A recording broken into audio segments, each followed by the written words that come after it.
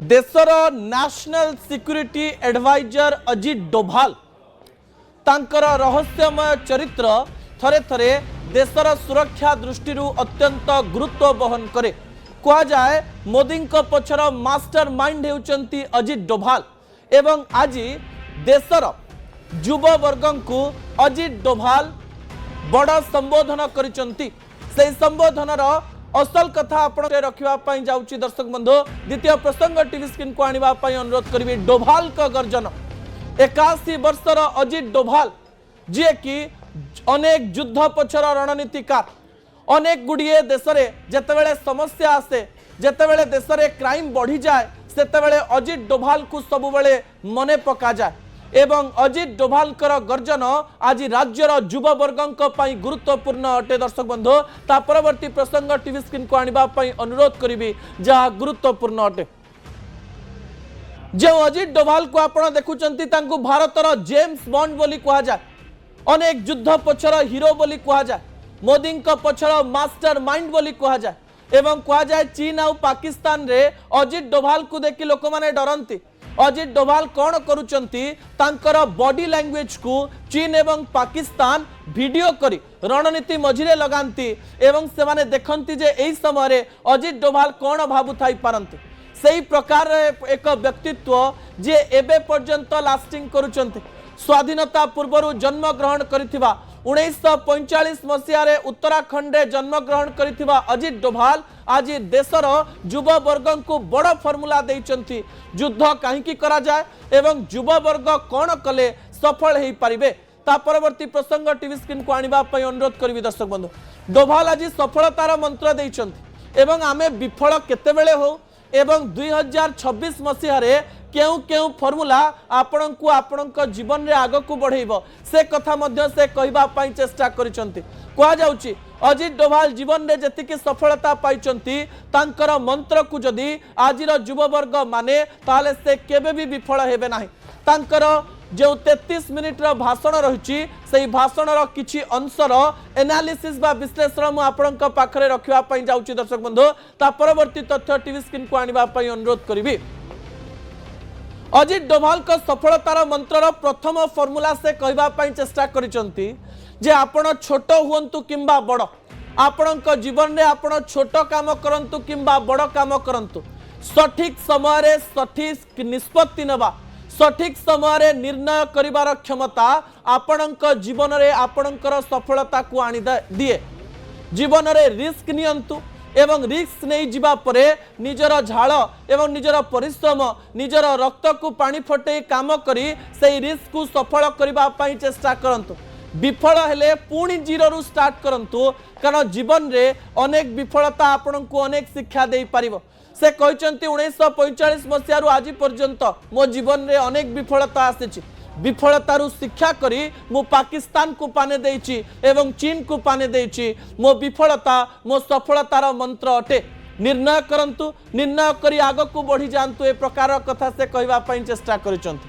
आ गोटे कथा से कहबा पई चेष्टा करिसंती जे जीवन रे आमे थरे थरे भारी मोटिवेटेड हो जाओ कार मोटिवेशनल स्पीच सुनिले आमको लगे काली ठारू आमे अनेक कथा करि पकेबू जहां आम जीवन को परिवर्तन करदेव किंतु ए प्रकार काम हुए नहीं। जनवरी 1 रे विश्वर लक्ष लक्ष लोक कहती ए वर्ष आम या करूँ से करूँ किंतु वर्ष शेष से काम खराब हो जाए। से कहते जदि आपण को आग को जीवार अच्छी ताले आपण को 5 वर्ष मिनिमम परिश्रम करने पड़िबो अर्थात कंसिस्टेंटली आपण को 5 वर्ष काम करने पड़िबो। से गोटे उदाहरण दवाई चेष्टा करिसंती जदि आपण वर्तमान कथा चिंता करी काम करिवे ताले आग को जाई परिबे नाही भविष्यतर कथा चिंता करी काम करबा पई पड़िबो। से उदाहरण दैचंदी एबे शीत बहुत जोरे होची जदि आपण सकाळे उठिबा पई चाहुनांती आपण भाबिबे ठीक अछि आज जीविनी काली जीवी किंतु जी भविष्यतर कथा चिंता करिवो से भाबिबो जे मु सकाळ 4 टारू एइथि पई उठिबी कारण मोर भविष्यत उज्जवल हवा पई जाउची एवं समान प्रकार काम डिसिप्लिन वाइज श्रृंखलता सहित जदि आपण 5 वर्ष करती ताले आपण जीवन में आपण निश्चित सफल हेबे बोली से कहते मोर 81 वर्ष बयसर अनुभव रे मु अनेक लोकंक सहित मिसिछि जो लोकंक जीवन रो मु एई कथा जानिछि जे गोटिए प्रकार काम को किंबा भल कामटीए करबा पई आपण जदि 5 वर्ष समय नउचंती आपण को केही भी विफल करै परिबे नाही। से आ गोटिए कथा कहबा पई चेष्टा करिसंती मनोबलर गोटिए कमाल रहिछि जे नेतृत्व नेउछि से तांकर लोकमानंकर मनोबल बढ़ाइब। से कहते 100 जन बाघ को मु केबे भी डरे नाही मु डरे जदि 100 जन छेली रही आ गोटे बाघ जदि तांको नेतृत्व नौची ताहले मु तांको डरे एक कथा से कहबा पई चेष्टा करचंती। ता परवर्ती प्रसंग टीवी स्क्रीन को आनिबा पई अनुरोध करबी दर्शक बंधु। से युद्ध संपर्क रे मध्ये एक बड़ कथा कहचंती जे आमे युद्ध काहे की करू आमको पागल कुकुर तो कामुड़ी न थाए जे आमे युद्ध करिबो एवं रक्तपात करिबो। से या कहबा पई चेष्टा करिसंती युद्ध करी रक्ताक्त करी गोटिए देशर युववर्गं को आहत करी आमे एई समय रे गोटिए देशर मनोबल भांगी देबा पई चाहू आमे गोटिए देशर मनोबल भांगीबा पई तांकु रक्ताक्त करू आमे सेई देशर सिक्युरिटी को खराब करू नाही एमिति जगारे आमे तांको निक्षेप करू अस्त्र सेमानकर मनोबल भांगी जीव कॉन्फिडेंस भांगी जीव सेमाने आउ किछि काम करि परिबे नाही। मनोबलर शक्ति केते एवं यहाँ को नहीं अजित डोभाल कौन कहते प्रतिक्रिया उपर नजर पकाई लड़ाई क्यों लड़ते हैं हम लोग कोई हमसे साइकोपैथ थोड़ी हैं कि दुश्मन की लाशें हों डेड बॉडीज पड़ी हों कटे हुए गड्ढे हों तो हमें कोई बहुत संतोष या बहुत सुकून मिलता है। इसके लिए नहीं रहती लड़ाई।